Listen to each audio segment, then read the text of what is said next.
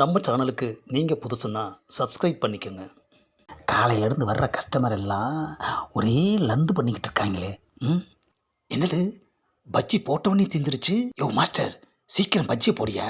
நம்ம கடையில் பஜ்ஜி தான் ஃபேமஸ்ஸே, புரியுதா? என்னது புதுசாக ஒருத்தன் வர்றான். 2 பஜ்ஜி கொடுங்க. ஆஹா, புது கஸ்டமருக்கு கூட நம்ம கடை பஜ்ஜி பிடிச்சிருக்கியா?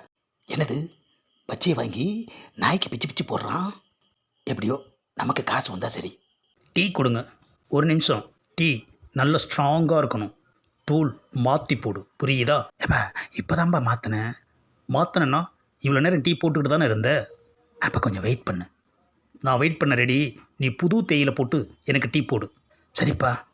அப்புறம் சர்க்கரை பயங்கர தூக்கலாக இருக்கணும். போட்டுட்டா போச்சு. அப்புறம் டீ வழக்கமாக டீ இருக்கக்கூடாது, அவுன்ஸ் டீயாக இருக்கணும். ஆஹா, டீ குடிக்கிறதுல கைத்தேந்தவும் போல இருக்குதுய்யா. எப்படியெல்லாம் கண்டிஷன் போடுறான்.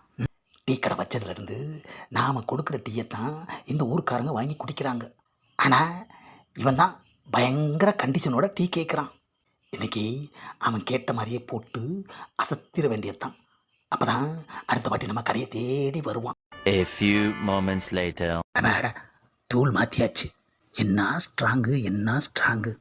பாலும் திக்காக ஊற்றியாச்சு, அவன்ஸ் கணக்கில். ஆமாம், இப்போ சர்க்கரையை போட்டு 2 ஆத்தாத்தி அவங்ககிட்ட கொடுக்கணும். குடித்தா அடுத்த வாட்டி அவன் இந்த கடையை மறக்கவே கூடாது. இந்தாப்பா, நீ கேட்ட மாதிரி ஸ்ட்ராங்காக அவுன்ஸா சர்க்கரை தூக்கலா டீயை வெளியே வந்து கொடு. ஆஹா, டீயை வாங்குறதுல கூட கண்டிஷன் போடுறாயா. இந்தாப்பா, நீ கேட்ட மாதிரி டீ குடிச்சு பார்த்துட்டு எப்படி இருக்குன்னு சொல்லு. ஆஹா, என்னது டீயை வாங்கி வாய் கொப்பளிக்கிறான். ஏப்பா, இதுக்கு தான் இத்தனை கண்டிஷன் போட்டு டீ கேட்டியா? வாய் கொப்பளிக்கணும்னு சொல்லியிருந்தா சுடு தண்ணி கொடுத்துருப்பேனே ஐயா. எனக்கு டீயில் வாய் கொப்பளிச்சு தான் பழக்கம். அதுக்கு என் கடை டீ தான் கிடைச்சதா? எல்லாத்தையுமே தூக்கலாக போட சொல்லி கடைசியில் துப்பிட்டானே ஐயா. மாஸ்டர், அந்தால இங்கேருந்து போ சொல்லு. பார்த்தாலே எனக்கு அப்படியே கோபமாக வருது. என்ன கோபம் வருதா?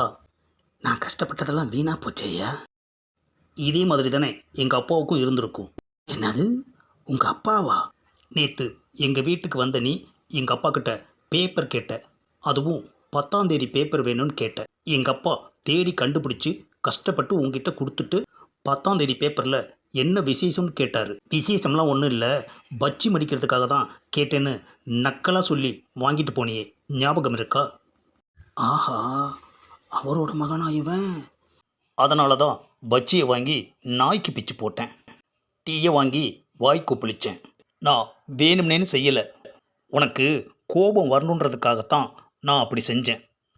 இனிமே யாரையும் நக்கல் பண்ணாத. இந்தா உன் டீக்கும் பஜ்ஜிக்குமான காசு. ஆமாம், என்ன யோசிக்கிற? ஒரு டீ போடு. மறுபடியும் டீயா? ஆஹா, இப்போவே கண்ணை கட்டுதே ஐயா. டீ ஸ்ட்ராங்காக போடு, ஆனால் பார்த்தா மீடியமாக இருக்கணும். குடித்தா லைட்டாக இருக்கணும், புரியுதா? இந்தாப்பா, நீ கேட்ட டீ. ஆஹா, டீயை குடிச்சிட்டான். வரட்டுமா? ஏப்பா, டீக்கு காசு? நீ எடுத்துகிட்டு வந்த பேப்பருக்கு டீ சரியாக போச்சு. இந்த பதிவை லைக் பண்ணுங்கள், கண்ணா பின்னான்னு ஷேர் பண்ணுங்கள், அப்புறம் மறக்காமல் சப்ஸ்கிரைப் பண்ணுங்கள்.